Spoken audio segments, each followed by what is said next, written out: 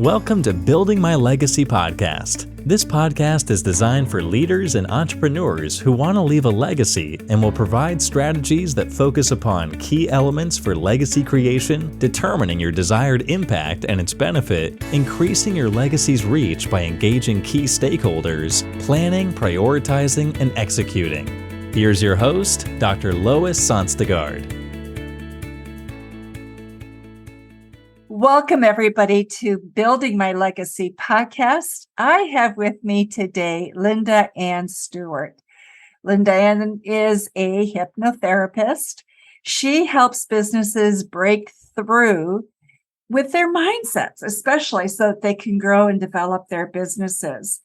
And she uses her hypnotherapy, her mindset work, to really look at what it is that causes us to get stuck, immobilized. And doesn't that sound familiar right now in this world? I hear so many people talking about, I feel so stuck. What's happening in this world? I'm stuck, right? So, Linda, let's talk a little bit about what you do. How did you come to this, first of all? And you started as a hypnotherapist, Linda-Ann. So then from that, you moved into the business arena, or were you in business first and then kind of got into the hypnotherapy as a result? Tell us your story. Well, actually, it's more of a transition than that even. Thank you for having me, Lois. This is such a delight. You are welcome. I have been a hypnotherapist for over 30 years. And about 10 years ago, I started transitioning from hypnotherapy into business coaching. And what I do is I take what I learned from my hypnotherapy about goal achievement and what people need to achieve their goals, and apply that to what people are needing in their business, especially women. And so I like to teach people about how they're hypnotizing themselves all the time. And so it's more about self-hypnosis that I'm working with people, and with being intentional and being aware and being focused. The big thing is focus. So that's how I do that. Okay. So before we get too far down this road, I'm curious. How do we self-hypnotize all the time? And I agree with you. We do it. I do it. But how do we do it? I want to hear the experts' version of this. Okay. The experts' version is that all hypnosis is. So when I'm talking to hypnotherapy clients, the first statement I tell them is all hypnosis is self-hypnosis. Even as a hypnotherapist, I'm merely a guide. You follow my instructions, you hypnotize yourself. Now, in daily life, we are hypnotizing ourselves all the time. The things that we tell ourselves, when we are stressed, we are in a mild level of hypnosis. So be careful what you're talking to about telling yourself at those times.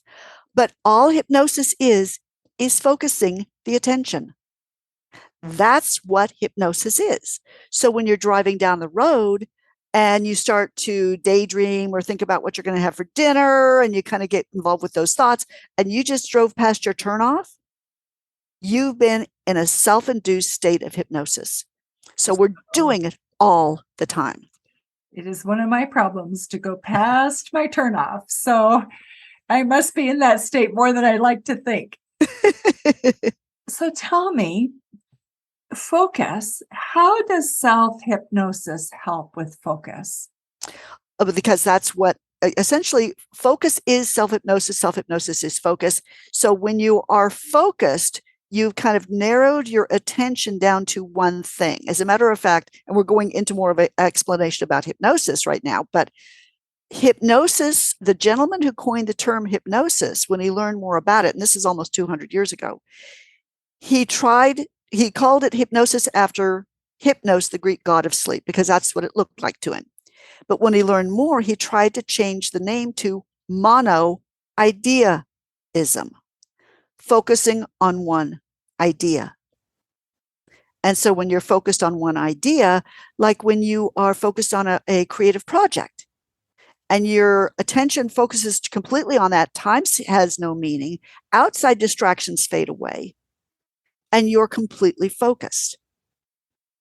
And so that's how, and so what happens also is the things that we're telling ourselves that maybe we're only half aware of, those go directly into the subconscious mind. So what I'm doing is so with goals, when you are wanting to work on a goal, a lot of times we get distracted. Oh, yes. Yeah. Okay. So we get distracted. So learning to, okay, what's my priority? How do I make this my priority? And how do I stay focused on it? And so what I'm working with now is I work with women who've gotten their businesses started, but they've gotten stuck. And then they start floundering and they start reaching for shiny objects. So that's what I'm working with. Okay. Yeah. So is this more of a unique problem to women in your experience, or is it just simply where you have chosen to focus? It's just where I have chosen to focus. I know that men have the problem, not as badly as women do, because women tend to, we're trained to multitask as women, with children, with husbands, with the household, with so forth. So we tend to get a little bit more scattered anyway. Men do too. I know many men who have, but I work with women.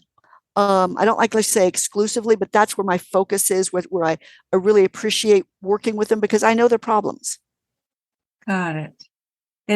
We used to value so much multitasking. And I think one of the things, and I've said this to my children, is the disadvantage I found with social media is I have lost focus many times. And I'm a pretty driven, focused person. And so to discover that, I've gone down some trail that I didn't need to be down. It's quite shocking sometimes to me. It can be discouraging a little bit, but yeah, because all of the technology that we have been given in this last 25 years or so has actually reduced our ability to concentrate because there's so much going on that we've actually trained ourselves to be distracted. Isn't that interesting? And the more we're distracted, the more we train ourselves to be distracted. Got it. So the positive thing, though, is if you can train yourself to be distracted, you can train yourself to be focused. So what's your process? How do you take people through this so that they can have a shift in their mindset and really get in control? They can get focused, and that scattering, that sense of being stuck can get unstuck for that. Yeah, for the first part is essentially being aware that you're doing it. Okay. That's the first thing, because if you're not aware you're doing it, then nothing else happens. So the first thing is recognizing there's a problem and acknowledging that it is a problem. Because some people will say, oh, I love to multitask, and they don't realize they're not getting really anything done. They're busy, but I call it that they're confusing busyness with business because they're so busy. So the first thing is awareness. Okay. And then when I'm working with someone, like I said, they've gotten stuck. So okay, let's get clear on what it is that you want. That's the next thing. How can we get clear on what it is that you want and where do you want to go? And then essentially working with the mindset. Okay, do you think it's possible? Do you think it's, are there any blocks that you feel that are in the way? Are you resisting it for some reason, or resisting a part of it? Something that you're going to have to do. And we work with that. And then we identify their vision of where they want to go and then create their plan. I discovered in my hypnotherapy practice early on that if someone came into me to achieve a goal, let's say stop smoking, if they didn't have a vision of where they wanted to be with that goal, let's say a year, 2 years down the road, if they only wanted to achieve the goal, then very likely they were going to end up right back in my office within about 6 months. So just meant to be clear, what you're saying is you have the goal, stop smoking.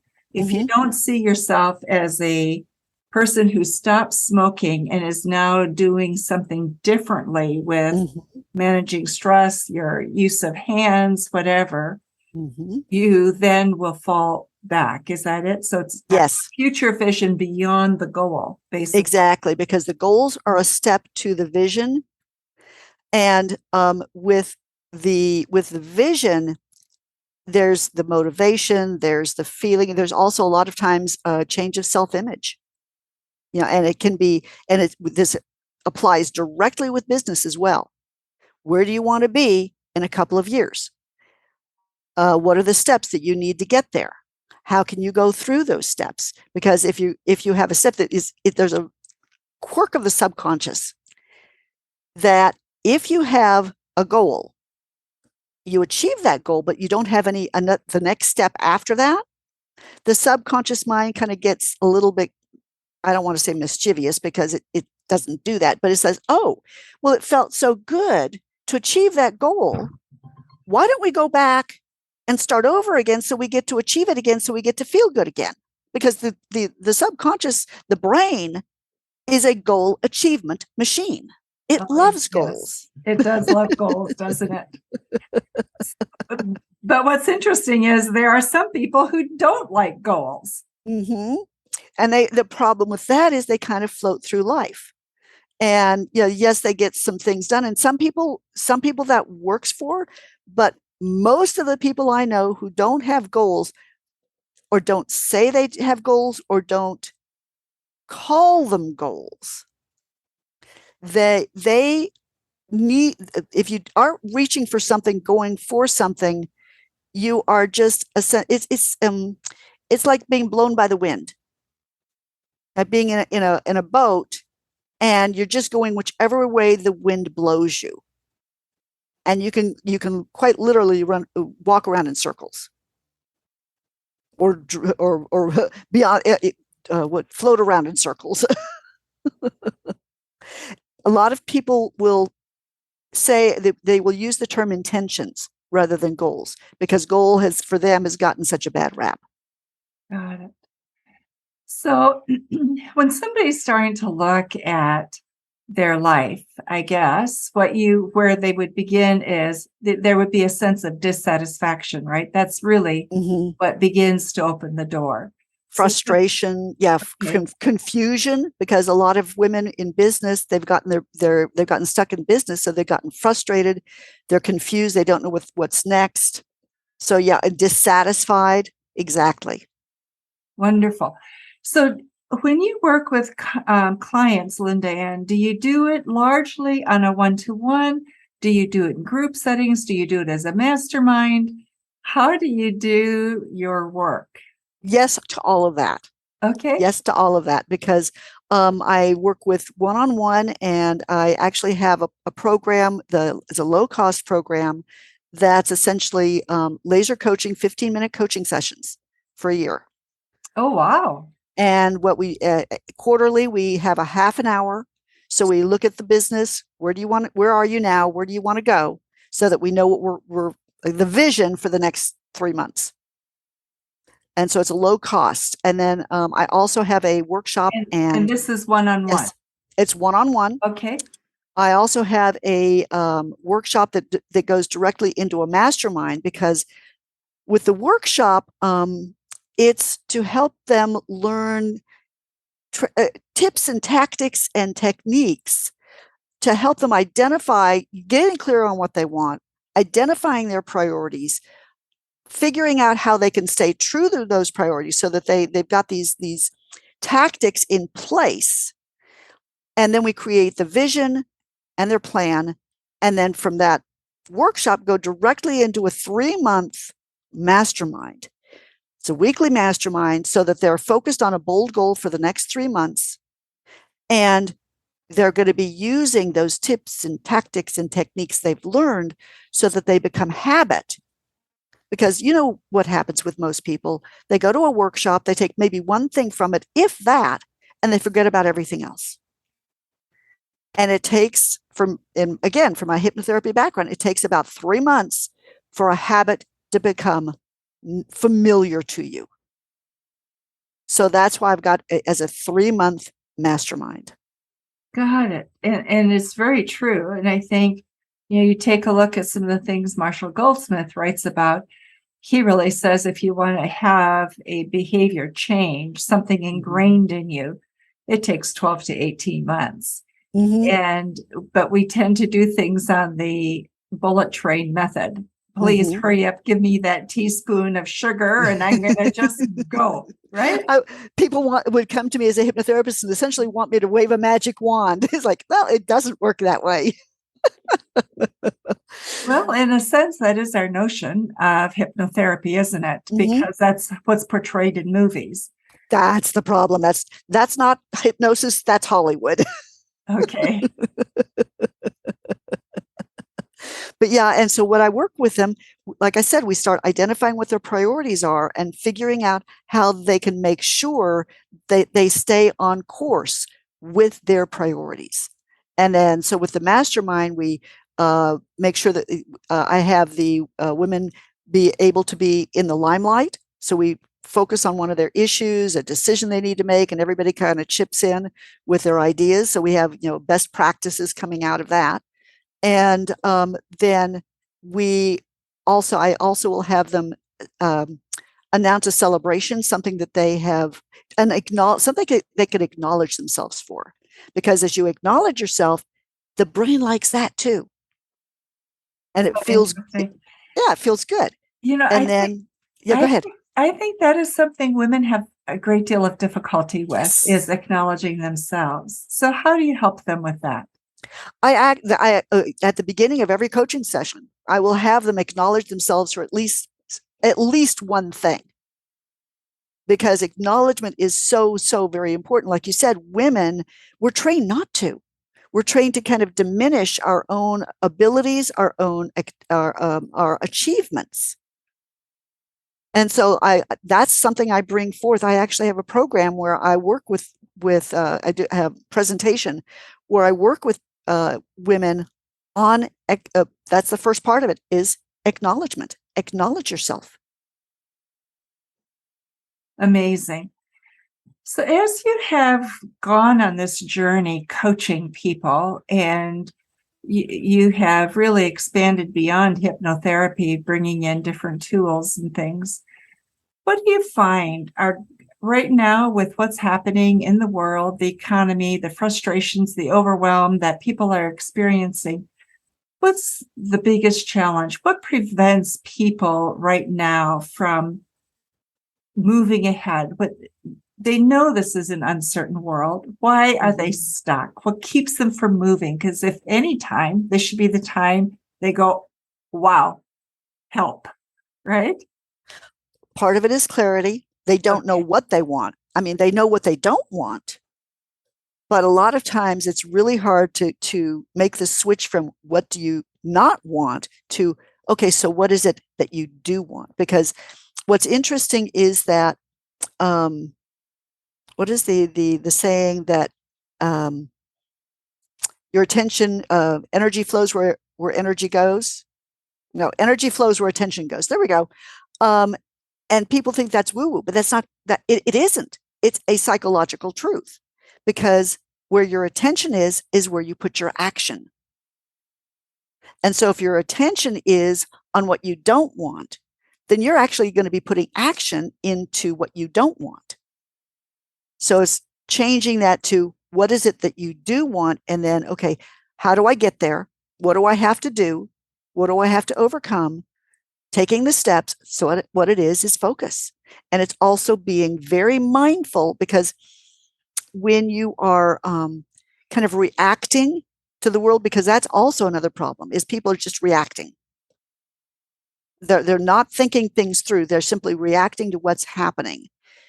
And if you can take a step back and go, okay, how do I really want to deal with this? How's the best way for me to handle this situation that's actually going to benefit me? And so it has to do with being intentional, being aware, and being intentional, to a certain extent, being mindful. And that's one of the things that I work with clients on, because I can help them transform by essentially being deliberate and intentional with their actions, with their thoughts and with their actions. And it can transform their lives, and it can transform their businesses. I've done it with my hypnotherapy. I've done it with my coaching. It's that intentionality that it really is key, isn't it? And to be intentional, you have to be so clear. And clarity is also very difficult, I think, when there's many voices. Mm-hmm. So how do you help people get clear on what it is that they want? I start talking about what is it that, first we actually start talking about what do you not want in your life? Okay. Because they know that. Yeah. Generally know that. Okay, so what is its opposite? What would it be? What would the opposite of that Oh, be? interesting. Great. Yeah. Great way of looking at it.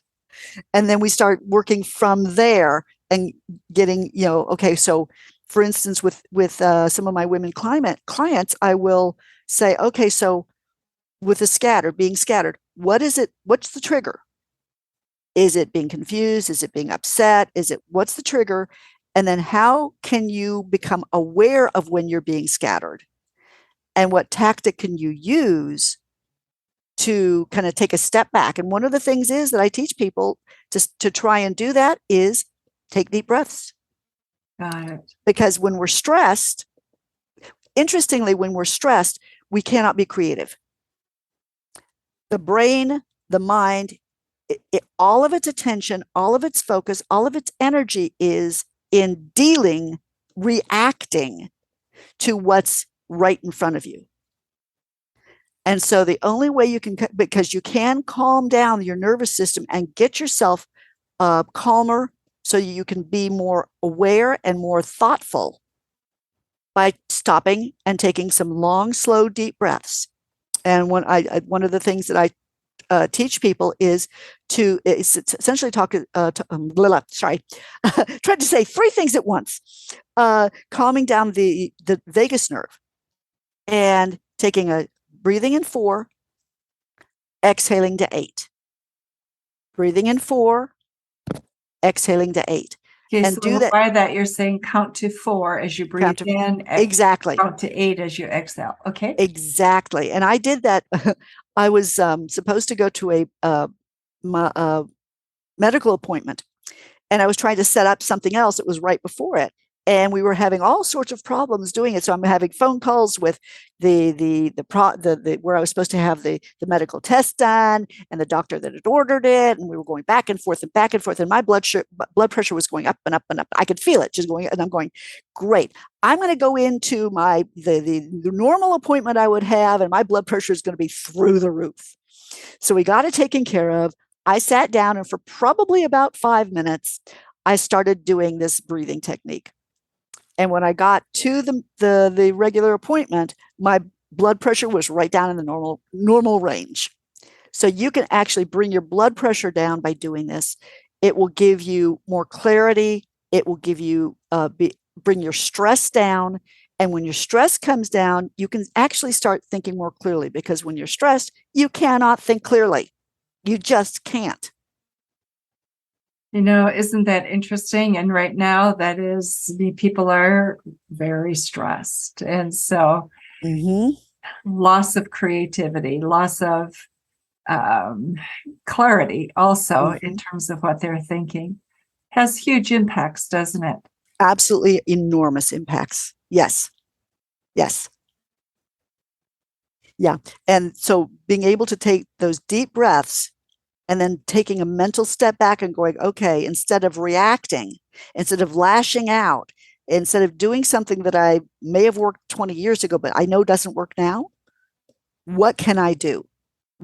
How can I actually think this through logically, rationally, and make a better decision about how to respond to it? So reacting is reacting. Responding is actually making a new decision of how you're going to approach the situation. So Linda-Ann, tell me, when do you feel best about yourself as a coach and a hypnotherapist when you're working with somebody? When somebody achieves their goal. Oh, When okay. when somebody achieves their goal, in my hypnotherapy office, when I had an office, when they would leave, I would literally do a happy dance in the office. And to me, I consider myself to be simply a facilitator, a guide. My client does the work. They make the choice. And to be able to have been able to participate in them being successful is such a high for me. I appreciate that distinction in terms of they make the choice, because I think one of the difficulties that traditional therapy has provided is that sometimes it's such a long-term process, and sometimes it needs to be, but it's almost like you go into it and the therapist does the work while you sit there, and then you go, why am I not getting results, right? And that decision isn't being made to own it and then do something about it. Yeah, being able to making different decisions and taking different actions. Absolutely. So our time is almost up. What have we missed? What should our audience know that we haven't talked about? Probably about the only thing is to be aware of the things that you're telling yourself, because you're essentially hypnotizing yourself with those things, with those statements. And one of the things that I teach my clients is visualization, and it's not just visualization of where do you want to be, but visualizing yourself walking the walk. Because what you're doing is you're then rehearsing what you're going to be doing, and it primes the subconscious because the subconscious mind is the problem solver. It primes the subconscious to solve problems that are going to come up. And so you'll probably notice that those problems will be easier to overcome because you have been using visualization. Got it. And that takes time. You have to be very structured about it. You have to decide to do it. It's just like anything. You have to decide you're going to visualize. But it takes a certain amount of creativity and also the willingness to put yourself out there and say, this will be my future, and I'm beginning to live it. I am committed. I'm dedicated to taking the actions. Absolutely. Before we conclude, I want you to talk a little bit. You have a course coming up that our audience could participate in. So tell us a little bit about the course. Well, it was I mentioned the workshop and mastermind. And this is a 3-month program, like I said, of transformative tips and tactics and techniques to support clarity, focus, and propel their business forward. So they'll be able to deal with distractions, because we'll decide how they're going to do that, what tactics they can be in place when they notice they're getting distracted. And it will take them from chaos to clarity. And then the second part goes from being frazzled to being focused in the mastermind. And it's 3 months of support and accountability to help them to implement those tactics and develop the ability to focus. Because again, focus is a skill. Attention is a skill. It's just relearning how to focus and how to pay attention. And so by making sure that every week you know that you're coming back to a group that's going to keep you accountable and that's going to keep you focused, it starts creating that habit. And what's interesting is, though you want to have a vision of where you want to be in, say, 2 or 3 years, you need to have a immediate goal or immediate vision for the next 3 months. Because what's interesting, the subconscious mind cannot think farther ahead than 3 months. Anything, if you're trying to reach like a three-year goal, but don't have any intermediary steps set up, the subconscious mind is going to go, that's too far away. I'll get to it someday. So setting up a 3-month, this step by step, this is where we're going to get, the subconscious mind realizes, okay, this is immediate. We'll work with this right now. Got it. It is so helpful, isn't it, to have something very close up in front that you are working on. And so part of what that says is you're always in this process because you get through this 3 months, you've got to do it again and again. So these goals are a moving target. It's not something that you finish, put away, and say good and done. Exactly. Because if you want to keep moving forward, you have to have something ahead of you that's motivating you, inspiring you to move ahead. Very, very nice. Thank you. Anything else that we've missed that we should be talking about? I will say that I have a free gift for people, and in the mastermind and in the course, the mastermind workshop, we actually use this. It is a free training video of how to achieve your goals, and it goes along with a planning guide. It's an action planning guide, so it's a 90-day planning guide of your vision, your mindset, plan, so your steps, and then how are you going to stay focused. And people can find that at setyourcourseguide.com. Setyourcourseguide.com. Okay, Correct. Thank you.